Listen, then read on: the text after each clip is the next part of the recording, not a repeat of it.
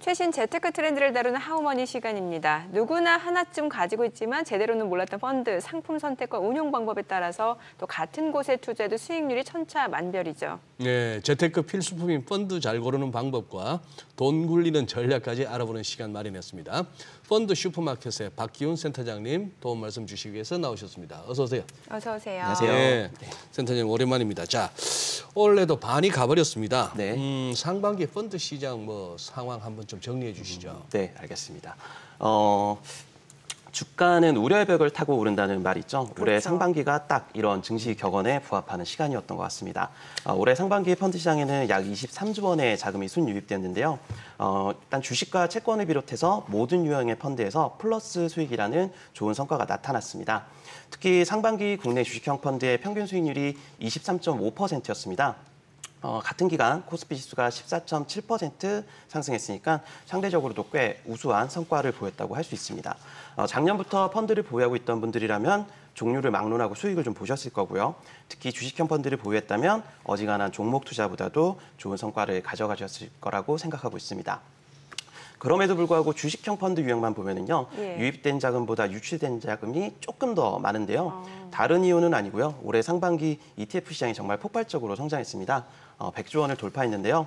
ETF로 자금이 조금씩 이동하면서 상대적으로 펀드 거래량은 조금 줄어드는 경향이 나타나고 있습니다. 예, 주식형 펀드 수익률은 그럼 어땠나요? 네, 많이들 궁금해하시는 내용이요. 네. 결국 어떤 펀드의 수익률이 좋았냐, 그리고 앞으로도 네. 계속 좋을 건가 이런 거인 것 같습니다. 순위를 한번 살펴보겠습니다. 네. 1위는 NH 아문디 코스닥 2배 레버리지 펀드입니다. 상반기 약 75%의 수익률을 기록했습니다. 2위는 한국투자 코스닥 2배로 펀드입니다. 상반기 74%의 수익률을 기록했습니다. 3위는 삼성 코스닥 1.5배 레버리지 펀드입니다. 약 55%의 수익률을 기록했고요. 4위는 하나 글로벌 언택트 펀드로 44.6%의 수익률, 5위는 유리 필라델피아 반도체 인덱스 펀드로 역시 44.6%의 수익률을 기록했습니다. 예. 눈에 띄는 부분이 1위부터 3위까지 전부 코스닥이라는 단어랑요, 몇 배라는 단어가 들어갑니다. 이 말은 네. 이제 1위부터 3위까지 전부 코스닥 지수의 레버리지 펀드였다는 의미죠. 상반기 코스닥 상승률이 27.8%였거든요. 예. 주요국 지수 중에서 세 번째로 높았습니다. 1위랑 2위는 아르헨티나 메르벨 지수랑 나스닥 지수인데요. 네네. 아르헨티나 환율을 감안하면은요, 실질적으로 상반기에는 전 세계에서 나스닥이랑 코스닥이 가장 좋았다라고 말할 수 있을 겁니다. 그러다 보니까 코스닥 레버리지 펀드들이 상위에 랭크됐고요. 특이한 점은 코스닥이 28% 상승했다고 했는데 지금 보면은 2배 레버리지 펀드가 56%가 아니라 74%가 상승하지 않았습니까? 예. 이건 펀드들이 매일 기초가를 마감하고요. 다음날 재산 정하면서 일간 수익률 복리 효과가 발생해서 그렇습니다. 보통 박스권에 굉장히 오래 갇혀 있는 상황이 아니면은요, 예. 레버리지 펀드들이 이렇게 실제 지수 상승폭보다 조금 더 크게 나타나는 경향이 있습니다. 지금 여기에 보이는 펀드들 외에도요, 40% 전후 수익률인 펀드들이 상당히 많이 포진돼 있는데요. 상위 펀드에는 테크, AI, 반도체 같은 단어들이 대부분 포함되어 있습니다. 그러네요. 저러니까 돈 복사란 얘기가 나올 만도 하네요. 수익률 보니까. 돈 복사기. 돈 복사 한 1, 2년 하다가 또 돈 헐헐 태워버리고 순식간에 사라지는 그걸 이제 복사할 시점에 잘 들어가고 맞습니다. 네. 예, 돈 날려먹는 시점은 좀 이렇게 몸살이고 해야 되는데 네. 그게 잘 안 되면 그렇죠. 사실 타이밍이 제일 중요한데요. 그래서 예. 펀드도 이렇게 매수하는 것보다 매도하는 게 중요하다라고 그렇게 많이들 이야기합니다. 원래 매도가 예술이죠. 지금 저기 해외 주식형에서 이 글로벌 언택트 펀드 네. 이게 뭔 말입니까? 예. 네네. 펀드 이름 뒤에요. P나 R이라는 단어가 들어가 있으면은 연금 전용 클래스가 됩니다. 이게 클래스가 달라도 펀드의 운용 전략은 모두 동일하기 때문에 앞서 말한 펀드들도 뒤에 P나 R이라는 단어가 들어가면은 연금 전용 클래스가 되고요. 같은 수준의 수익률이 됩니다. 연금 전용. 네네. 예. 반도체나 P는 펜션이고요. 네. R은 리타이어먼트에서 연금 전용 클래스라고 보시면 됩니다.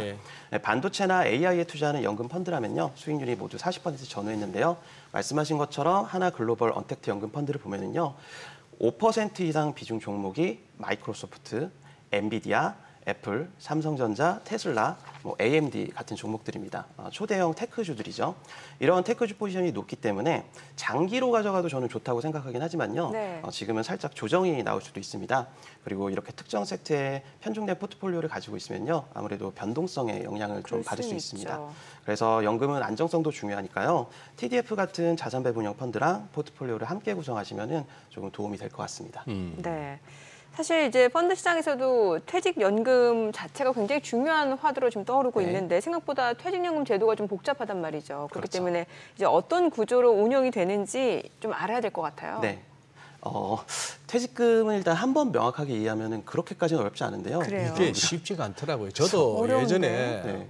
저 뭐 총무부나 경영기획 이런 쪽에서 네. 불러가서 설명을 드리면 뭐 DB형, 네네. DC형 그렇습니다만 네. 이해 안 돼요. 그렇죠. 저희가 저희가 까먹고. 네. 저희가 퇴직을 자주 하진 않잖아요. 그렇죠. 네, 그러다 보니까 그렇죠. 아무래도 이제 경험이 매번 새롭게 알진 못하니까요. 좀 어려운 부분이 있는 것 같습니다. 일단 뭐 퇴직금은 잘 아시는 것처럼 12개월이라면 1개월분이 적립이 됩니다. 그러니까 1을 12로 나누면은 0.083이니까 매달 급여의 8.3만큼이 또 적립이 되고 있다고 보시면 되고요. 연봉이 6천만 원이면 월급이 500만 원이니까 뭐 매월 42만 원이 또 쌓이고 있다. 이렇게 보시면 될 것 같습니다. 적립금을 보관하거나 지급하는 방식에 따라 가지고 DB, DC, IRP 계좌로 구분되고요. DB형은 회사가 운용에 대한 책임을 지면서 퇴직금을 최종적으로 지급하는 형태. 그리고 DC형과 IRP는 가입자 스스로가 좀 책임을 져서 운용 지시를 하는 형태라고 보시면 됩니다. 가입자 스스로가 운용 방식을 선택하는 걸 운용 지시라고 하는데요. 앞서 말한 높은 수익률의 펀드를 택하시는 분들도 있고요. 스스로 알아서 잘 투자하시는 분들도 있는데 적지 않은 분들이 조금 이렇게 결정을 뒤로 미루는 경향이 있습니다. 그러다 보니까 실제로 DC나 IRP 계좌에서 적립금의 85%가 그냥 예금이나 현금성 자산, 그러니까 RP 같은 걸로 그냥 머무르는 경우가 많고요. 그래서 과거에 퇴직연금 수익률이 약간 낮게 나타나는 그런 경향을 보이고 있습니다. 아니 점심 먹으러 중국집 가가지고도 짜장면 먹을까 짬뽕 먹을까 갖고 한참을 왔다 갔다 하는데 그렇죠. 응? 내가 저 펀드 네. 이렇게 저렇게 하라 그걸 갖다가 매번 지시를 한다. 네. 그래서 이제 관심이 많은 분들은 본인이 운영하니까 좋다라고 얘기를 하지만요. 네. 관심이 없는 분들은 처음에는 조금 지시를 하다가 뒤로 갈수록 조금씩 미루는 경향이 있고요. 그러다 그렇죠. 보니까 그냥 예금하거나 RP하거나 이런 경향들이 좀 있습니다. 예. 그러니까 아까 뭐 수익률 보여주셨습니다만 이런 시기에 만나면은 이제 그냥 맡겨놨더니만 오 수익률 좋네 해서 그렇죠. 네. 오 괜찮네 하는 거고 또 뭐 저쪽 연금 또 운영하는 쪽에서도 또 뭐 보너스 잔치도 하고 네. 다 좋은데 자 작년 재작년 같은 장 만나면 이제 뭐야 이거 뭐 전문가라고 네, 맡겨놨더니 맞습니다. 뭐 네. 이런 소리 나오는 거고 지금 여기 디폴트 옵션이라는 얘기가 이게 뭔 말입니까? 센터장님? 오늘부터 의무화된다고. 예, 글쎄 이게 네. 뭐죠? 예. 디폴트 옵션은 이제 사전 지정 운용 제도라고 하는데요. 말 그대로 사전에 운영 방법을 정해두면은요, 돈이 아까처럼 그냥 방치되는 상황을 두지 않고 바로 투자되도록 하는 제도입니다. 뭐 예를 들어서 나는 어쨌거나 돈이 들어오면은 무조건 어떤 TDF로 가게 해줘. 뭐 이런 식으로 지정한다라고 쉽게 생각하시면 되고요. 오늘부터 의무화되었다고 말씀하셨는데요. 연초에 이미 선택하신 분들도 계실 겁니다. 그래요? 그분들은 네. 디폴트 옵션 제도 자체는 작년 7월에 시행이 됐어요. 근데 이제 시스템을 개발해야 되지 않습니까? 증권사도. 네네. 네. 그래서 시스템 개발하기 위해서 1년 동안 도입 유예 기간이 줬고요. 그게 이제 오늘 7월 12일에 딱 만료가 되기 때문에 회사별로 좀 서둘러서 도입하는 회사도 있고요. 오늘부터 시작하는 회사도 있습니다. 개인이 디폴트 옵션 설정하는 방법은요, 간단한데요. 일단 각자 퇴직연금 계좌를 가지고 있는 회사가 있을 거예요. 예. DC든 IRP 등 은행이나 증권사가 보통일 텐데요. 해당 회사 앱이나 홈페이지에 들어가면은요, 메뉴 중에 퇴직연금이라는 메뉴가 있을 거고요. 그 하위 메뉴로 오늘부터는 디폴트 옵션이라는 메뉴가 생겼을 겁니다. 거기서 본인의 투자 성향에 맞는 옵션을 선택하시면 됩니다. 근데 굳이 해야 되냐? 또 이렇게 말하시는 분들도 그러게요. 있으세요. 네, 예. 제도가 생겼는데. 일단 디폴트 옵션을 시작하는 이유는요. 퇴직연금 수익률을 개선하기 위해서인데요. 디폴트 옵션을 먼저 도입한 국가로 미국, 영국, 호주 같은 나라들이 있습니다. 이 나라들이 제도를 도입하고 5년 동안 퇴직연금 평균 수익률이 7에서 8% 수준으로 나타났어요. 그런데 같은 기간에 우리나라 퇴직연금 수익률은 2% 수준으로 나타났죠. 4분의 1 수준밖에 안 되는 거죠. 그러다 보니까 조금 우리도 이런 나라들처럼 개선을 해야겠다라는 말이 나타난 거고요. 퇴직연금 제도가 도입됐습니다. 앞서 화면에 잠깐 나타났는데요. 연초에 이미 디폴트 옵션을 선택한 분들의 수익률이 있을 거 아닙니까? 이분들의 1분기 평균 수익률이 3.06%를 기록했습니다. 분기 수익률이니까 연환산 수익률을 구하려면 곱하기 4를 해야 되지 않습니까? 네네. 이제 고위험이 4.81이니까 4를 곱하면 뭐 17%, 18% 이렇게 나타나는데요. 연초 수익률이 좋았으니까 그렇게 곱하는 건 좀 아닌 것 같고요. 어찌됐든 해외 사례를 보든 우리나라 1분기 이미 도입한 사람들의 사례를 보든 디폴트 옵션의 설정이 좀 권장된다라고 말할 수 있습니다. 네, 지금 이제 디폴트 옵션 시행이 본격화되면서 금융회사에서 그 퇴직연금 디폴트 옵션 지정하라는 이제 안내 메시지가 네. 많이 오는데 그 중에서도 이제 TDF를 권유하는 운용사들이 많은 것 같은데 이게 TDF가 정확히 뭔가요? 네. 예. TDF는 사실 여러 번 다뤘고 익숙하신 분들도 많을 텐데요. 예. 타겟 데이트 펀드의 약자입니다. 타겟 데이트 펀드. 네네. 특정한 날짜를 정하고요. 타겟 데이트니까 운용하는 펀드라는 의미인데요. 여기서 특정한 날짜는 은퇴 시기를 말합니다. 다시 말해 은퇴 시기에 맞춰서 자동으로 자산을 이제 리밸런싱하면서 가는 게 특징인 펀드입니다. TDF 이름 뒤쪽에 4자리 숫자들이 보통 붙는데요. 이 숫자를 빈티지라고 합니다. 빈티지. 네, 은퇴 연령인 빈티지고요. 가령 2030이 숫자에 포함되었다. 그러면은 2030년 전후에 은퇴를 예정하는 분들을 위한 TDF라는 의미입니다. 보통 60세 전후에 은퇴를 계획하지 않습니까? 그러니까 태어난 연도에 60을 더하면은 본인의 빈티지가 되는 거죠. 예를 들어서 제 경우에는 80년생이거든요. 예. 그러면 60을 더하면은 2040이 되니까 2040이 제 빈티지가 되는 셈입니다. 그렇게 정해놓으면 뭐가 달라지는데요? 네. 그러면 만약에 저 같은 경우에 2040이 빈티지가 되면은요, 예. 2040년 시점에는 채권 비중을 60% 이상으로 늘리게 돼서 그때부터는 안정적으로 운영하게 되고요. 뭐 예를 들어서 2040인데 은퇴 10년 전까지는 주식 비중이 좀 높고 이런 식으로 서서히 은퇴에 맞춰가지고 주식이랑 채권 비중을 조절하게 됩니다.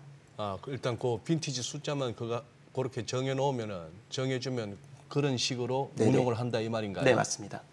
젊을 때는 주식하고 나이 좀 들면은 채권하라 이 말인가요? 네네. 본격적에서 안정적으로 바뀌는 안정적으로 거네요. 가라. 네, 맞습니다. 지금 이제 퇴직연금 아무래도 이제 노후 자산의 큰 축이고 또 이제 국민연금이 또 불안하니까 네. 그런 면도 있고 자 이제 수익률을 고민하지 않을 수가 없는데 네. 요 다른 펀드 투자했는 거하고 비교했을 때 그러면 이 TDF 수익률 어느 정도인가요? 네네. 올해 상반기 TDF 수익률은 10에서 15% 내외였는데요. 상당히 준수한 수준의 수익률입니다. 상반기 수익률이 10에서 15%니까. 대단합니다. 네. 예. 그런데도 불구하고 상반기 국내 주식형 펀드 평균 수익률이 23.5%라고 네. 말씀드렸어요. 주식형. 그렇죠. 네. 지수의 상승폭도 컸기 때문에 상대적으로 TDF 수익률이 좀 낮게 보일 수도 있습니다. 되게 좋았는데도 저 정도야? 뭐 이런 말이 나올 수 있는 거죠. 그러니까 근데 TDF뿐만 아니라 EMP 펀드라고 하죠. 밸런스 펀드들은 모두 비슷한 수익률을 좀 보였습니다. TDF 펀드 자체가 자산 배분형 펀드라서 예. 주식이랑 채권을 모두 담고 있어요. 그러다 보니까 오를 때는 조금 덜 오르는 경향이 있지만 떨어질 때는 상대적으로 좀 덜 하락하는 그러네요. 구조입니다. 그러니까 꾸준한 장기 수익을 추구하는 펀드라는 점을 좀 감안한다면은 수익률이 조금 이해가 되실 것 같습니다. 아니 앞서 보면 그 주식형 펀드 수익률하고 진짜 비교해 보면은 네. 사실 TDF는 좀 수익률이 좀 저조한 거예요 상대적으로. 네, 그렇게 그럼에도 보이죠. 불구하고 TDF를 가입하는 게 유리한 경우가 있다는 거잖아요. 네, 있죠. 예. 일단 올해 2월에 예. 한국금융소비자보호재단에서 투자자 설문조사를 한 적이 있었어요. 이때 투자할 때 어떤 상품을 가장 선호하냐라는 질문을 한 적이 있습니다. 그러니까 투자할 때 어떤 상품을 가장 선호하냐, 어떤 답변들이 있었을 것 같으세요? 저는 고수익 나는 거요. 고수익. 네. 네, 그렇게 답변이 제일 많았을 것 같은데요. 의외로 욕심쟁이. 가장 높았던 답변은 1위 답변은 장기적으로 수익에 신경을 쓰지 않아도 되는 상품이었습니다. 그러니까 사실 대부분의 투자자가 그렇지 않을까 생각합니다. 말씀하신 것처럼 수익률도 좋지만 내 돈의 일부는 꾸준히 알아서 불어났으면 좋겠다. 그런 생각들을 하시는 거죠. TDF 가입이 유리하냐 이런 관점보다는요. 일부의 투자 자산, 특히 연금 같은 경우에는 이런 자산 배분형 상품으로 조금 일부를 포지션하는 게 좋지 않을까 생각하고요. 미국의 경우에는 디폴트 옵션이 도입되고 난 다음에요. 80% 가입자가 TDF를 선택했어요. 굉장히 높은 거죠. 그러니까 신경 쓰기 싫다는 거죠. 그렇죠. 네, 뭐 그렇게 말할 수도 있고요. 네. 뭐 결과적으로 TDF 시장이 굉장히 커졌습니다. 네. 우리나라도 지금 TDF가 한 11조 정도 되는데요. 10년 내에 10배 정도까지 성장할 수 있지 않을까 그런 생각을 합니다. 자 이제 그러면 어떻게든 수익률을 높이고 싶은 게 네. 퇴직연금 가입자분들의 고민인데 그러면 같은 퇴직금이라도 운용 기간 안에서 그럼 이제 얼마의 수익을 내느냐? 네. 예? 이제 노후에 쓸 수 있는 자금 이제 결정하는데 그럼 이게 좀 운영 전략을 좀 한번 센터장님 세워주시죠. 아, 네, 알겠습니다. 예. 뭐 짧게 말씀드려 보겠습니다. 네. 일단 오늘 디폴트 옵션 말씀드렸는데요. 예. 디폴트 옵션이 의무사항이지만 강제사항은 아닙니다. 그러니까 꼭 해야 되는 건 아니죠. 그래서 디폴트 옵션은 적립금을 투자하지 않고 가만히 내버려둘 때 자동으로 매수하는 기능이니까 뭐 원하시는 건 얼마든지 스스로 매수를 하시면 됩니다. 일단 디폴트 옵션은 초저위험, 저위험, 중위험, 고위험 이렇게 위험 등급이 나눠져 있는데요. 각 위험 등급 안에 포트폴리오들이 좀 나눠져 있으니까요. 그중에 하나를 고르시면 됩니다. 저 같은 경우에는 뭐 은퇴까지 10년 이상 남았다면 네. 일단 고위험을 좀 선택하시라고 말씀드리고 싶고요. 뭐 근데 이런 분들도 있으세요. 시장이 하락하지 않냐 지금처럼 당장 뭐 한두 달 사이에는 시장이 하락이 예상이 된다. 이런 경우에는 현금성 자산을 좀 확보해두고 싶어 하시는 경우가 있습니다. 이럴 때는 현금성 자산 유지 신청이라는 기능을 활용하시면은요. 일단 일부 돈은 현금성 자산으로 남으니까 그 돈을 좀 투자에 활용하시면 됩니다. 부지런해야겠네요. 네. 네, 저는 목표를 좀 분명히 하시면 예, 예. 퇴직연금을 운영하는 데 좀 도움이 되실 거라고 생각을 하고요. 국민연금이나 퇴직연금 이런 게 내 은퇴자금을 얼마나 해결해 줄 수 있는지 계산해 보시는 분들이 사실 많지는 않으세요. 그렇죠. 소득 대체율이라는 게 있는데 70%의 소득 대체율이 나오면 노후가 해결된다라고 말합니다. 네, OECD에서 국민연금이 한 30% 정도를 대체할 거라고 예, 말을 예. 하거든요. 그래서 퇴직연금이 한 6% 수익률이 나오면은 한 25% 정도 대체할 거고요. 그리고 나머지를 뭐 개인연금이 좀 대체할 거라고 말을 합니다. 그러니까 퇴직연금을 한 6% 정도 수익률을 타겟을 하면은요 노후가 좀 해결될 건데 그러네요. 그 이하면은 조금 애매하네요. 수익률을 높여야겠다라고 말씀을 드리고 싶습니다. 박 센터장님도 아직 젊으시니까 고위험을 선호하시는구나. 아, 네, 이게 아직은 그렇습니다. 이게 말이에요. 골프를 쳐도 양파 해가지고 막 돈 털리고 나면은 열 받아가지고 두드린다고 네, 이번 판 배판 하는데 대파, 예. 그거 해봐야 하수는 또 물려요. 네. 배로 물려. 네. 그 하이리스크 하이리턴 너무 좋아하다가는 털리는 수가 있어요. 네, 그래서 6% 정도는 6% 괜찮은 것 같습니다. 그래 정도. 소득 대체로 감안했을 때. 예. 오늘 내용 잘 들었습니다. 고맙습니다. 고맙습니다. 네, 감사합니다. 네.